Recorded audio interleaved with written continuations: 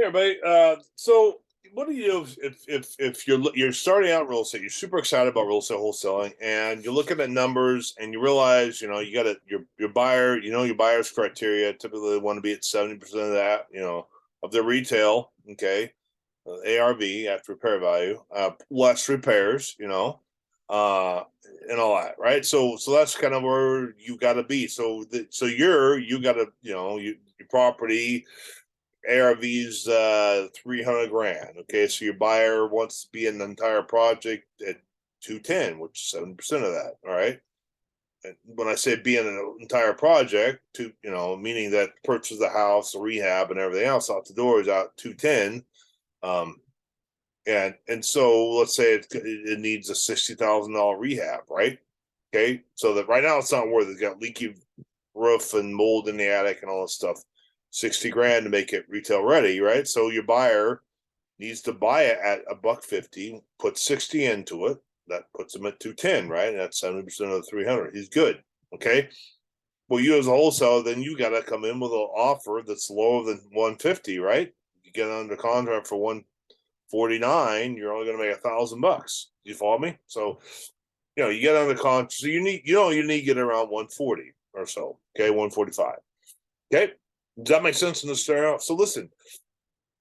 So the question is, I get a lot from folks like, well, gosh, I'm just doing the numbers here, and people like to call it the MAO, a max allowable offer, or whatever. Okay, fine. If you want to call that, God bless you. All right, whatever. The point is, whatever your number is, the challenge is people are like, well, gosh, my number's too low. I just feel like I don't want to insult the seller. I'm just real embarrassed to give him this number. Okay, so number one, you have a legitimate concern. Yeah, it could be insulting if you just randomly give out lowball numbers to people. You piss a lot of people off. Okay, so let's take a step back here. I want to really kind of coach you through this, guide you through this. Okay, if all you have is numbers, okay, you are going to lose. You just will.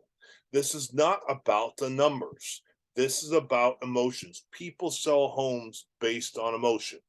Okay, so you need to be framing your entire business model on that. If you're going to be doing real estate wholesaling, talking to sellers, you've got to think like that. Forget the numbers for a minute. Okay. Obviously, numbers are important. I've talked about it before. If your numbers are off, your buyers aren't going to buy the deal. Okay.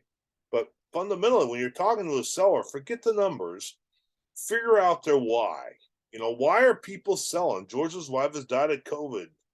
Kids and grandkids are in Miami. Okay, if you could help George move to Miami so he's next to his daughter Julie and the grandkids, you probably have a really good shot at getting a house deal, right? Does that make sense? So now that George, why am I here? I'm here at your house. I've got an offer for you.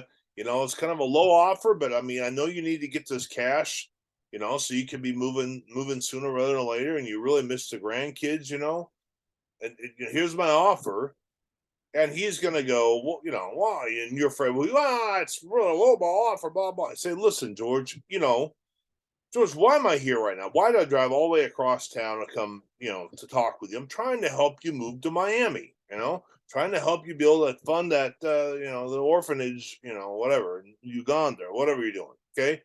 I'm trying to help you that dream cruise to Hawaii. Lord, I mean, George, I mean, I know you want full retail, but we both know I can't give you that. I mean, George, we're both adults here. I'm just here to help. I mean, you got a green bathtub, you got a pink sink, you got mold in the attic, the roof's leaking, the furnace is out. George, help me help you. Right? I'm an investor. I gotta, I gotta buy at a discount. I gotta make a profit like anybody else. I'm trying to help you move to Miami. Imagine for a moment, George. Now say that. Imagine for a moment, George. You're on the beach in Miami. You're sipping the salt sea air. You're sipping that tangy Mai Tai. You're holding your daughter's hand, and you hear your grandkids playing around, laughing, and you see them playing in the surf. And you're home with family, George. You're not lonely anymore. How would I make you feel? And to see what I just did, I described what this guy wants. He's not going to be lonely anymore. He's that's sensual. He's touching. He's sipping. He's smelling. He's hearing. He's seeing. The senses. He's home, right? George, you signed this paper right here. You could get that on Tuesday. You could be on the plane to Miami. Help me help you. See what I'm doing? So it's not about the numbers. It's like, George, I can't give you these crazy numbers. It's not how it works. You know that, and I know that. But what I can do for you, George, is help you get what you want. Move to Miami, and you be happy again. Does that make sense? Okay, that's how you need to be framing this when you're talking to people. Don't be like, "Well, gosh, that's a really low ball offer." It might have to be a low ball offer. I mean, gosh, putting on a brand new roof on a 3,800 square foot farm home that's, a ranch home, I might say, on one story, that's expensive. That ain't cheap, right? You see what I'm saying? Someone's gonna have to pay for it, kind of thing. So, the numbers are important, but how you can present those numbers is by just showing the seller, hey, I want to solve your problem. So I hope that helps you, with your offers. And if you want to do some role play and need some clarification on a deal, whatever, just let me know below, and we'll schedule a free strategy session, and maybe do some joint venture together. But see you in the next video. Godspeed.